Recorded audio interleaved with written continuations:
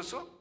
Сүүлийн жилүүдэд газар тариалангийн салбарыг дэмжихэд төрийн зүгээс дөрвтөө анхаарсны хүчинд энэ салбарын хөгжилд бодиттой ахис гарч байгаа юм а. Хамгийн гол нь тариаланчид үйлдвэрлэгчдийг эдийн засгийн аргаар дэмжих, татврын дарамт учруулахгүй байх, өрсөлдөх боломжийг нэмэгдүүлэх үүднээс одоо хэрэгжиж байгаа галийн болон нэмэгдсэн өртгийн албан татвараас чөлөөлөх тухай хуулийг 2008 онд баталсан. За энэ хууль 2011 оны 12 дугаар сарын 31-ний өдрийг хүртэл хэрэгжихээр болсон. За цаашид энэ чиглэлийн бизнес эрхлэгчдийг дэмжих шаардлагатай байгаа учраас энэхүү хуулийн хэрэгжилтийг 2016 оны 12 дугаар сарын 31-ний өдөр хүртэл сунгах, за мөн импортлон дотооддоо борлуулсан бол нэмэгдсэн өртгийн албан татвараас тус чөлөөлөхөөр хуулийн төслийг улсын хурлын дэд дарга Гаваагийн Батхүү өргөн барьсан юм а. Тэрээр улсын хурлын чуулганд хуулийн төслийн танилцуулга хийлээ. Улсын хурлын дэд дарга эрхэм гишүүдээ 2008 оны 5 дугаар сарын 29-ний өдөр галийн болон нэмэгдсэн өртгийн албан татвараас чөлөөлөх тухай хуулиар импортоор оруулж байгаа хөдөө аж ахуйн зорилттой шин трактор комбайн, машин механизм, гурилын үйлдвэрийн болон усалгааны тоног төхөөрөмж, бордоо, урмал хамгааллын бодисыг 2011 оны 12 дугаар сарын 31-ний өдрийн хүртэл хугацаанд галийн болон нэмэгдсэн өртгийн албан татвараас тус чөлөөлсөн.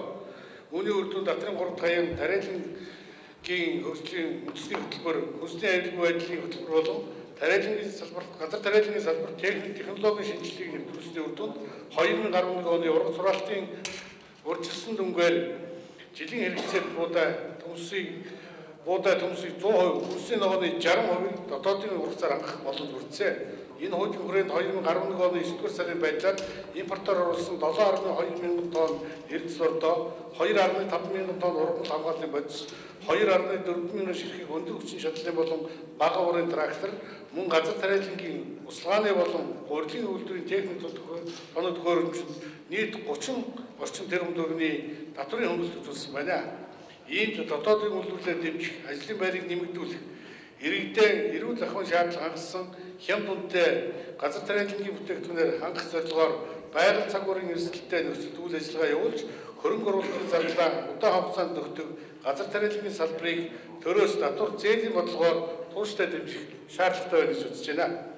Манай орны газар тариалангийн салбарт технологийн шинжилэл бүрэн хийгдээгүй, үйл ажиллагааг докторжуулах шаардлагатай энэ үед тариаланч үйлдвэрлэгчдийг эдийн засгийн аргаар дэмжих, татврын дарамтыг хөнгөлөх, өрсөлдөх боломжийг нэмэгдүүлэх, газар тариалангийн техник тоног төхөөрөмж, сэлбэг хэрэгсэл онцгой чанартай байх үднээс одоо хэрэгжиж байгаа галийн болон нэмэгдсэн өртгийн албан татвараас чөлөөлөх тухай хуулийн хэрэгжилтийн хугацааг 2016 оны 12 дугаар сарын 31-ний өдрийг хүртэл сунгах, мөн импортлон дотооддоо борлуулсан болон нэмэгдсэн өртгийн албан татвараас тус чөлөөлөхөөр хуулийн төслийг өргөн барьсан билээ.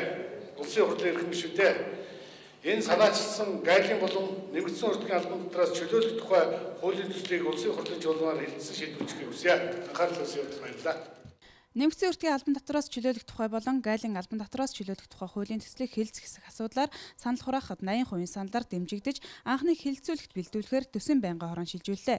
Энэхүү хууль батлагдвал газар тариалангийн салбарынхан 2016 он хүртэл галийн болон нэмэгдсэн өртгийн албан татвараас чөлөөлөх учиртай. Ингэснээр буудай, төмс хүнсний ногоогоор 100% хангах боломж бүрдэж байгаа юм а. 40 гишүүнээс 32 дамжиж 80%-аар энэ санал дэмжигдэж байна. Учираас хуулийн төслүүдийг хэлэлцэх нь зүйтэй гэж үзээд анхны хэлэлцүүлэгт бэлдүүлэхээр төсвийн байнгын хороонд шилжүүллээ.